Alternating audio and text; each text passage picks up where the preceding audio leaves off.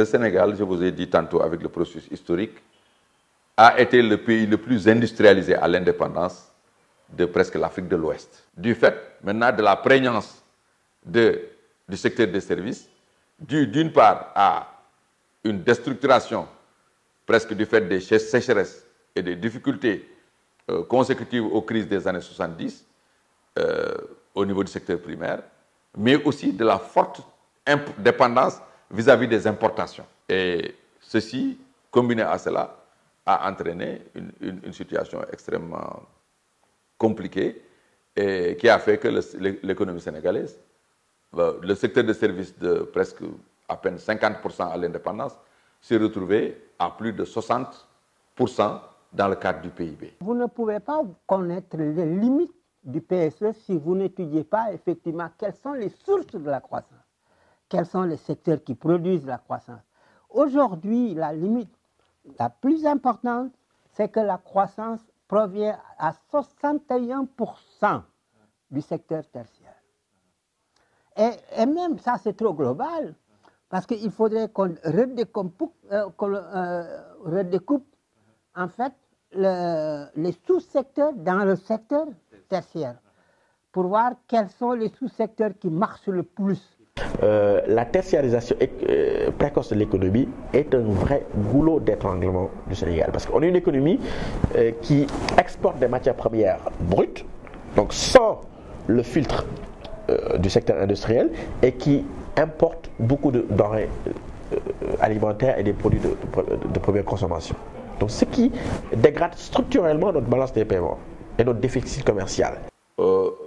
Cette tertiarisation, c'est d'abord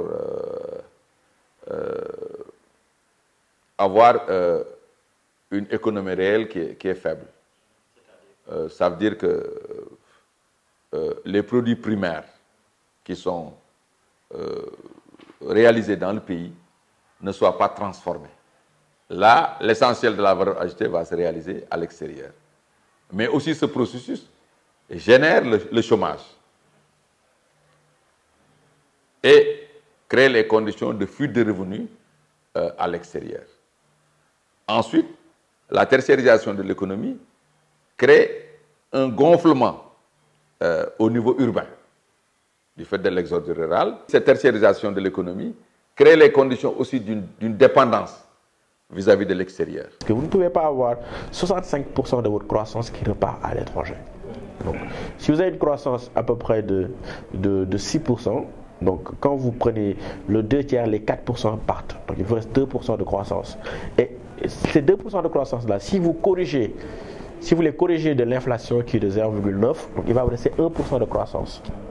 Et 1% de croissance, franchement, ça ne se ressent pas sur le niveau de vie de la population. Ça n'a pas d'impact sur le panier de la ménagère. Et surtout, je n'ai pas pris aussi le croît démographique, c'est-à-dire l'augmentation naturelle de la population. Un autre inconvénient d'une économie de services, c'est que souvent, dans certains processus de services complexes, comme les télécommunications, comme les banques et consorts, nous avons le capital étranger qui est très présent.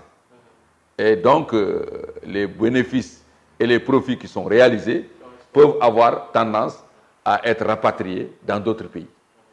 Et c'est la raison pour laquelle, en vérité, le processus d'implication des privés nationaux sénégalais est quelque chose de très important. Le Sénégal, si vous prenez un long cours, est dans un cycle économique du croissance en développement. Croissance, pourquoi? Parce qu'on a des investissements lourds, directs étrangers pour tirer les infrastructures de qualité, etc. Parce qu'il y a un gap infrastructurel qu'il faut combler, d'où les autoroutes, etc. Parce que ça, c'est une bonne option. Donc, mais ça permet juste de boucher un trou, qui est de résorber le gap infrastructurel. Maintenant, à côté de ça, il y a la nécessité de densifier les tissus industriels par une vraie politique efficace, volontariste, de mettre en place des PME et des PMI. Parce que tant qu'on exporte nos matières premières à l'état brut et qu'on importe des denrées de première nécessité, comme les RICA ou les produits de consommation, on sera toujours dans ce trou noir économique d'une croissance sans réel développement. Le processus qui est en train d'être rectifié depuis le lancement du plan Sénégal émergent. D'ailleurs, nous voyons aujourd'hui que dans la structure des importations du Sénégal, le Sénégal maintenant de plus en plus importe des biens d'équipement, importe des produits pétroliers importent des produits intermédiaires. Et ça, c'est une structure d'importation saine pour une économie qui est en voie de développement. Donc, le processus d'industrialisation est aujourd'hui, avec le plan Sénégal émergent, relancé. Ce processus va consister d'abord à transformer les produits primaires. Les produits primaires, c'est quoi? C'est les produits issus de l'agriculture, à partir de l'agroalimentaire, mais aussi c'est les produits que nous tirons un peu des mines.